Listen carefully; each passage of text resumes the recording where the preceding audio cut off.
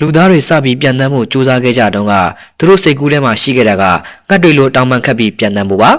ဒါပေမဲ့ယနေ့ခေတ်ကောင်းကင်ကြီးကိုမောကြည့်လိုက်မယ်ဆိုရင်တော့ငှက်နဲ့တူတာဆိုလို့ဘာတစ်ခုမှမရှိတော့ပါဘူးအစားတို့ဝင်ရောက်လာတာကတော့တထုနဲ့လှုပ်ထားတဲ့အေယာမဝေလာငါးကြီးတွေခေါင်းနှလုံးနဲ့နှကားကြီးတွေလိုပုံစံရှိတဲ့လေမြန်ကြီးတွေနဲ့ကောင်းကင်ပေါ်မှာရပ်ပေါင်းများစွာရပ်နားနေနိုင်တဲ့မိုးပြန်အင်ကြီးတွေပဲဖြစ်ပါတယ်အင်ဂျင်နီယာတွေဟာမဖြစ်နိုင်ဘူးဆိုတဲ့စကားလုံးတွေကိုကြော်လာပြီးလိုက်မမိနိုင်တဲ့ဒီဇိုင်းတွေကိုဘယ်လိုဖန်တီးခဲ့ကြသလဲသိပ္ပံစိတ်ကူးရင်ရုပ်ရှင်တွေကလိုအံ့ဩစရာလေရင်ကြီးတွေအကြောင်းဒီနေ့ပြောပြပေးသွားပါမယ်ပထမဆုံးမိတ်ဆက်ပေးချင်တာကတော့ကမ္ဘာအကြီးဆုံးလေမြန်ကြီးပါသူ့ကိုမြင်လိုက်ရရင်တင့်ရဲ့မျက်လုံးတော်ဖြူသွားနိုင်ပါတယ်ဘာလို့လဲဆိုရင်တော့သူ့မှာကိုယ်တည်းတစ်ခုတည်းမဟုတ်ပဲကိုယ်တည်းနှစ်ခုပါဝင်နေလို့ပါပဲဒါကတော့ Stratolun Roche လို့ခေါ်ပါတယ်သူ့ရဲ့အတောင်ပံအကျယ်ဝန်းဟာဘောလုံးကွင်းတစ်ကွင်းစာလောက်ရှိပါတယ်စဉ်းစားကြည့်ပါလေရင်တစ်စီးရဲ့အတောင်ပံပေါ်မှာဘောလုံးကွင်းတစ်ကွင်းတင်ထားသလိုမျိုးပေါ့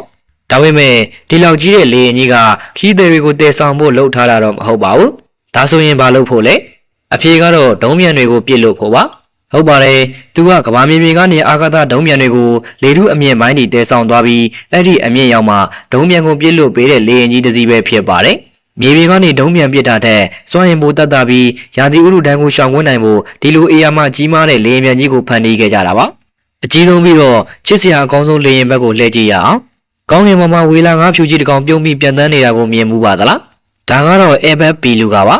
သူ့ရဲ့ပုံစံကဝေလာငါးရဲ့ခေါင်းပုံစံအတိုင်းဖောင်းကားနေပြီးလေရဲ့နှာခေါင်းပိုင်းမှာဝေလာငါးမျက်လုံးနဲ့အပြုံးပုံစံလေးတောင်ဆေးချစ်ထားပါသေးတယ်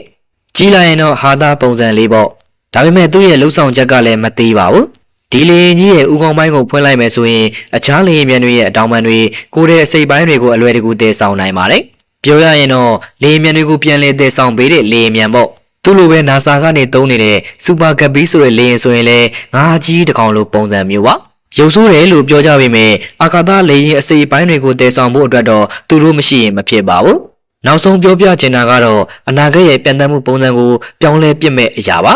လေရင်မြန်တွေဟာမြန်မှကောင်းတာလားအမြဲတမ်းတော့မဟုတ်ပါဘူးအဲလန်နာလို့ခေါ်တဲ့လေရင်ဟာလေရင်မြန်ရဟရင်နဲ့လေဘောလုံး၃မျိုးပေါင်းစပ်ထားတဲ့ hybrid နည်းပညာပါဟီလီယမ်တန်းငွေရဲ့ပင်အားကိုသုံးထားတဲ့အတွက်သူကလေထဲမှာအကြာကြီးတည်တည်ငြိမ်ငြိမ်နေနိုင်ပါတယ်အံ့ဩစရာအကောင်းဆုံးကတော့သူဟာလေထဲမှာ9ရက်ဇက်တိုင်းမနာတမ်းပြန်တန်းနေနိုင်တာပါပဲလောင်စာဆီကုန်ကျစရိတ်အလွန်နှဲပါပြီးကာဗွန်ထုတ်လွှတ်မှုလည်းနှဲပါတယ်ပုံစံကတော့နည်းနည်းထူးဆန်းပြီးတချို့ကပြန်တန်းနေတဲ့ဖင်ကြီးလိုတောင်နောက်ပြောင်ခေါ်ကြပေမဲ့ဒါဟာစိန်ခံလေချောင်းခီးစဉ်တွေနဲ့ကုန်စည်ပို့ဆောင်ရေးတွေအတွက်အဖြေတစ်ခုဖြစ်လာနိုင်ပါတယ်တိမ်တွေကြားတဲ့ကစိန်ခံဟိုတယ်ကြီးတစ်ခုလိုပေါ့